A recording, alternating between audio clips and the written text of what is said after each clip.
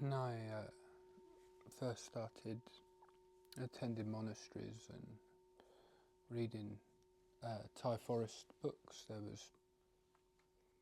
I was really interested in what the real Thai monks did, and there was a book by a Thai monk who talked about his enlightenment, and I didn't realise quite how big of a deal it was for a monk to talk about enlightenment, because I thought that's what they're meant to do. Um, and and then it's only later I realised that claiming to have achieved something in meditation that you haven't, or even if you believed it at the time, even if you believed it at the time but you were mistaken, it's instant red card. Um, you, uh, that's an offence equal to a sexual act or murder. That's the three things.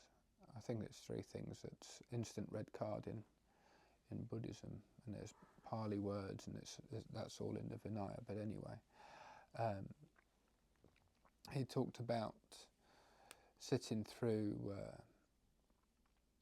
extreme pain. He didn't move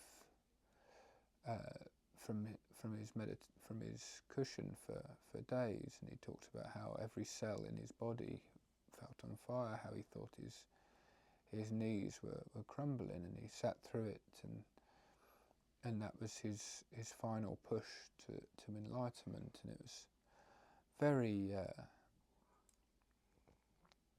motivating for me, and I thought that was the way to get results, the only way. And Thai forest traditions are a very tough tradition. It might not be quite the toughest, but it's certainly up there. And there's a lot of practices that's specified out by the Buddha. Adittan practices, strong determination.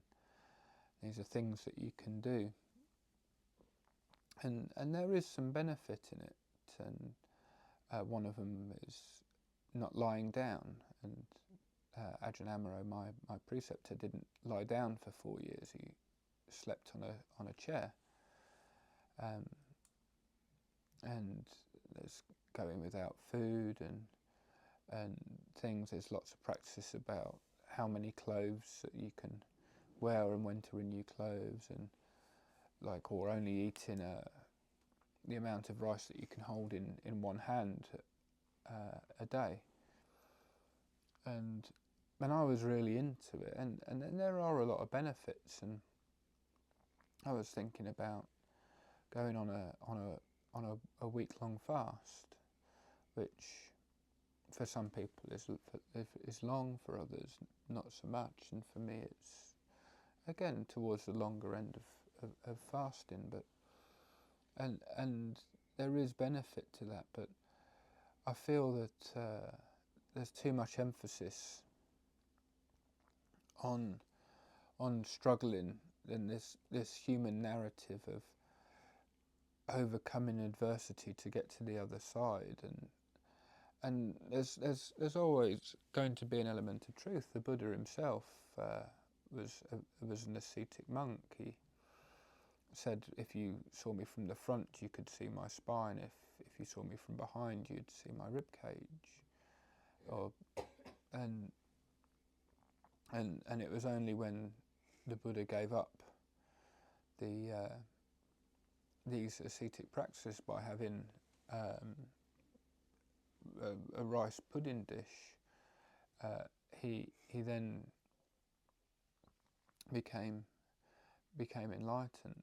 I'm skipping bits, and there's a debate to be had, would the Buddha have got there quicker if he hadn't done those ascetic Adittan practices? And well, I mean, it's not for me to say, but the idea that we have to suffer and push through and be tough, it has its place. But for me recently, my practice has improved, and one reason why I left the monastery was that being tough can only take you so far. Real strength can come from kindness and love and exploring that side, and rather than focusing on focus and focusing on trying to get into the jhanic states and stuff. It's too myopic, and relaxing and enjoying my meditation, relaxing and seeing the beauty in life is for me at the moment more beneficial. But I think it's for people to make their own determination. I think if you've never gone without food for a day or two, it would be good to see how the mind reacts when you say for 24, 48 hours, 36 hours, or even a week or two without food. See how my mind reacts. Even if you skip a meal, you'll feel like you're starving even though you're not. And it shows our attachment to food and our attachment to things, or doing little things, not talking, sitting alone in a room for a day, seeing what comes up. And I think there is a benefit, if you've never tried it, to constraining yourself somehow. It's like I was told it was like putting yourself in a box, rattling it, and seeing what comes out. And to see if it works, not to cause yourself harm, but to create situations where you think you're causing yourself harm, but you're not, like skipping a meal or meditating throughout a night. You're not going to die from exhaustion or lack of sleep by staying awake for 24 hours.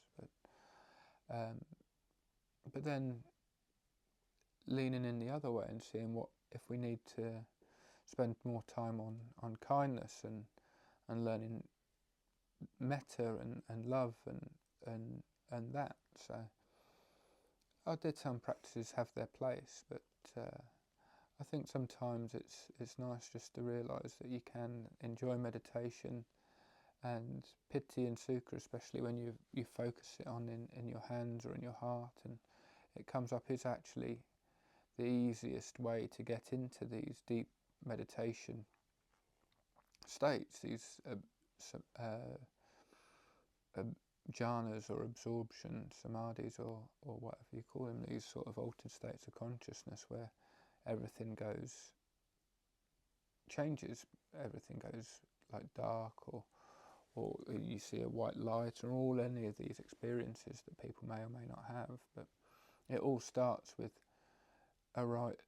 pleasure and joy, but wholesome pleasure, just the pleasure of being alive. So I think it's for us to individually to recognise where we are and what we need to do, whether we need to give ourselves a push towards discomfort, and that might make us realise how attached we are to things, or help us with our minds, seeing how we create our own suffering. But also whether a softer approach is better, and no one's going to stay in one state to the other. It's that middle way of knowing how to respond and what to do. Sometimes you need to be tough, sometimes you don't. But yeah, I thought I'd share a little bit of my experiences and things. But obviously, if this is going on YouTube, if you've got eating disorders or things like that, don't starve yourself. But other than that, knock yourself out, skip a few meals, have fun. Thank you.